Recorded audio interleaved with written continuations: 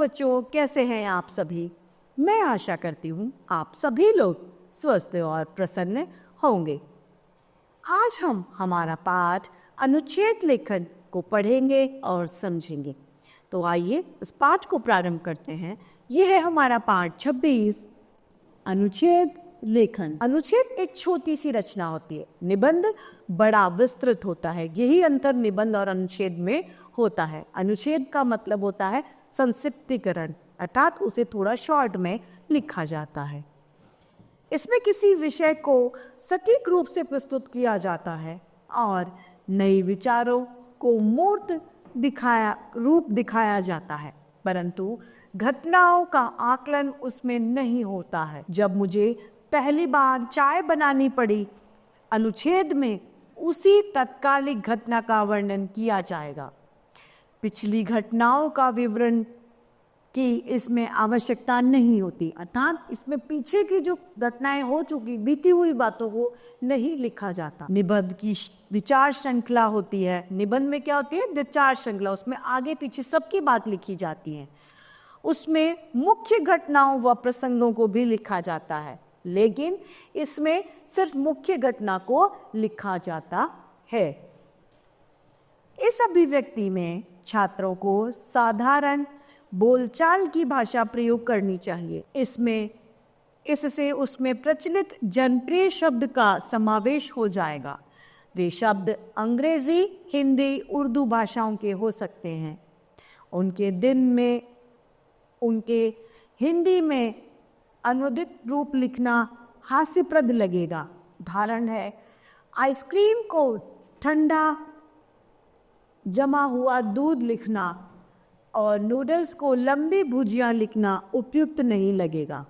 विदेशी भाषा के इस शब्द का हिंदीकरण करते समय यह सदा ध्यान रखें कि जिसका अनुवाद मजाकिया न बने।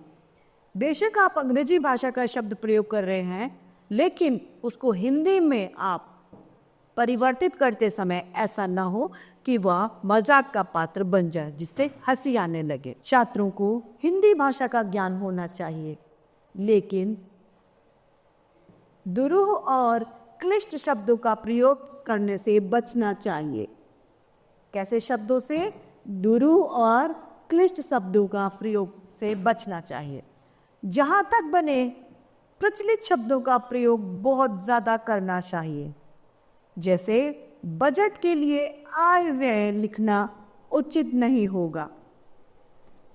अनुच्छेद लेखन में शुरू से अंत तक पैराग्राफ होना चाहिए। कभी कभी दो भी हो सकते हैं, एक पैराग्राफ के अलावा दो पैराग्राफ भी हो सकते हैं, लेकिन सार एक ही होना चाहिए।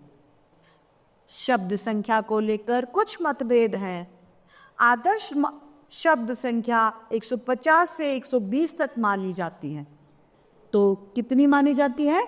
150 से 120। अनुच्छेद छोटे में लिखा जाता है, अर्थात उसके शब्दों की संख्या 150 से 200 तक होनी चाहिए। परंतु यह निर्विवादित है कि अनुच्छेद छोटा, सारगर्भित व विषय के अनुकूल होना चाहिए। इसमें किसी तरीके का कोई विवाद नहीं है। अनुच्छेद सबसे पहले छोटा होना चाहिए, सारगर्भित यानी सारांश से भरा होना चाहिए और अनुकूल होना चाहिए विषय के तरह। अब यहाँ पर एक अनुच्छेद दिया गया है। पहला, परिश्रम प्रगति की सीढ़ी है। परिश्रम मनुष्य की प्रगति का एकमात्र साधन है। क्या है? एकमात्र साधन। इसके बिना मनुष्य की प्रगति संभव नहीं है। परिश्रमी मनुष्य अपने साहस व परिश्रम के द्वारा असंभव को संभव बना देते हैं। जो व्यक्ति पुरुषार्थी होते हैं तथा अपने लक्ष्य की प्राप्ति के लिए मन, वचन तथा कर्म से अधिक परिश्रम करते हैं, सफलता उसी के पग को चूमती है। परिश्रम के द्वारा मानव के सभी कार्य पूरे हो जाते हैं और वह शीघ्र ही प्रगति पथ पर आगे बढ़ने लग जाता है। परिश्रम के लिए जाने से कठिन कार्य भी सरल हो जाते हैं। परिश्रम जीवन में सफलता प्राप्ति की कुंजी है। अब इसमें आप देखिए कि सभी कुछ जो निर्भर कर रहा है वो परिश्रम पे कर रहा है। छोटा और सार भरा यह है, विश्व में जितने भी महापुरुष हुए हैं उनमें से लगभग सभी ने परिश्रम द्वारा ही जीवन में प्रगति की है। बाल गंगाधर तिलक, जवाहरलाल नेहरू, सुभाष चंद्र बोस, महात्मा गांधी आदि राष्ट्रीय नेताओं ने परिश्रम से ही राष्ट्र की नई चेतना व नई राह प्रदान की है। परिश्रम ही ईश्वर की सच्ची उपासना है। तभी तो कहते हैं परिश्रम ही सफलता की कुंजी है। इसके आधार पर हम अपना लोक तथा परलोक दोनों ही सुधार सकते हैं। अतः सारगर्भित बात यह है कि जीवन में नित्य प्रति परिश्रम करते रहना चाहिए। अब इस अनुच्छेद में कम शब्द हैं, कम शब्दों के साथ में सारपूर्वक शब्द हैं, जिसमें पूरी बात उस अनुच्छेद में संक्षेप में कह दी गई है। अब है दूसरा, हमारा राष्ट्रीय ध्वज। इस पर हमें अनुच्छेद लिखना है। प्रत्येक स्वतंत्र राष्ट्र का एक राष्ट्रीय ध्वज होता है, सभी का झंडा होता है। स्वतंत्र भारत का भी एक राष्ट्रीय ध्वज तिरंगा है। यह तिरंगा झंडा भारतीय नागरिकों के लिए अपनी जान से भी ज्यादा प्यारा है। इस तिरंगे झंडे में 3 रंग तथा मध्य में एक अशोक चक्र विद्यमान है। सबसे ऊपर केसरिया रंग होता है जो कि वीरता का प्रतीक होता है। मध्य में सफेद रंग होता है जो सुख शांति का प्रतीक होता है, तथा नीचे हरा रंग होता है जो खुशहाली का प्रतीक माना जाता है। हमारे राष्ट्रीय ध्वज के मध्य में जो अशोक चक्र है वह हम निरंतर प्रयत्न करने की याद दिलाता रहता है। अशोक चक्र किसकी याद दिलाता है? निरंतर परिश्रम करने की याद हमें दिलाता है। यह चक्र हमने अपने सम्राट अशोक की लाट से लिया है। हमने अपनी स्वतंत्रता की लड़ाई इसी ध्वज के नीचे लड़ी थी, तथा इस ध्वज की रक्षा के लिए लाखों लोगों ने अपनी जान की बाजी लगा दी। 15 अगस्त को जब हमारा देश स्वतंत्र हुआ तो नेहरू जी ने इस दिन लाल किले पर प्राचीर इस राष्ट्रीय ध्वज को बड़ी शान से फहराया था। हमारा कर्तव्य है कि हम भी इसे आन बान शान से रक्षा करें। किसकी? हमारे राष्ट्रीय ध्वज की। अब तीसरा है हमारा मदिरा पान एक अभिशाप, अर्थात दारू पीना या दारू पीना एक गलत काम है। बढ़ती जनसंख्या, महंगाई, आतंकवाद, दहेज जैसी समस्याओं के साथ साथ आज हमारा देश और समाज जिस एक घातक समस्या के चंगुल में फंसा है वह है मदिरा पदार्थ, मदिरा पान अर्थात शराब का सेवन।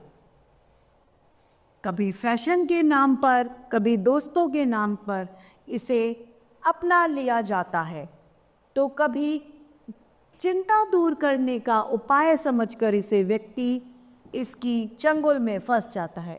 दारू पीना अर्थात शराब पीने के लिए बहुत सारे कारण मौजूद हैं। दोस्त की पार्टी है, शराब पीनी है। टेंशन ज़्यादा है, शराब पीनी है। आज पार्टी है, शराब पीनी है। कोई आदी हो चुका है इसलिए शराब पीनी, तो उसके पास जिसे शराब पीनी है उसके पास बहुत सारे कारण मौजूद होते हैं। यह एक ऐसा भयंकर विष यानी जहर है जो मनुष्य के शरीर व मन को ही नहीं आत्मा तक को भी जर्जर कर देता है। इसका सेवन करने के बाद व्यक्ति को उचित अनुचित का विवेक नहीं रहता, सही गलत का पता नहीं चलता है। यह पशुवत व्यवहार करने लगता है, जानवर जैसा व्यवहार करने लगता है इसकी सेवन के पश्चात। उसकी इस आदत के चलते उसकी सामाजिक प्रतिष्ठा भी नष्ट हो जाती है। समाज में जो इज्जत है वह भी उसकी मिट जाती है।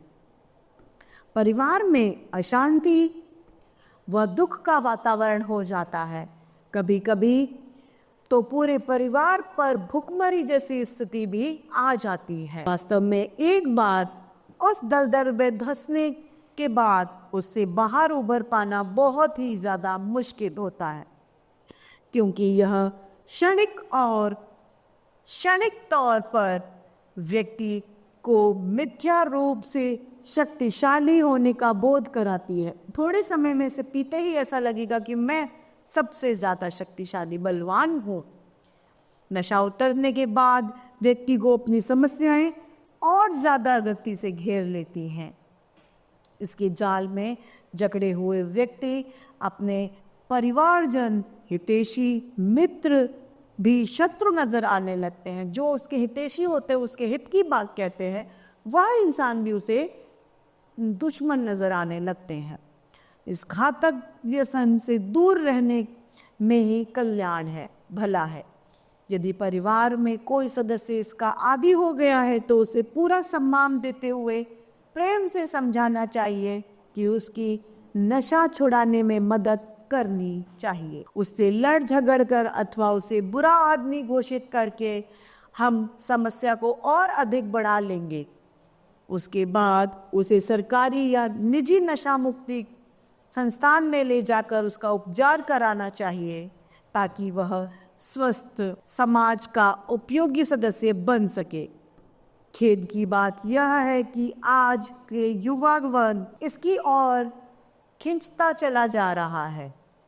यदि समय रहते नहीं रोका गया तो वे अपना ही नहीं वरन देश और समाज का भी भविष्य नष्ट कर देंगे।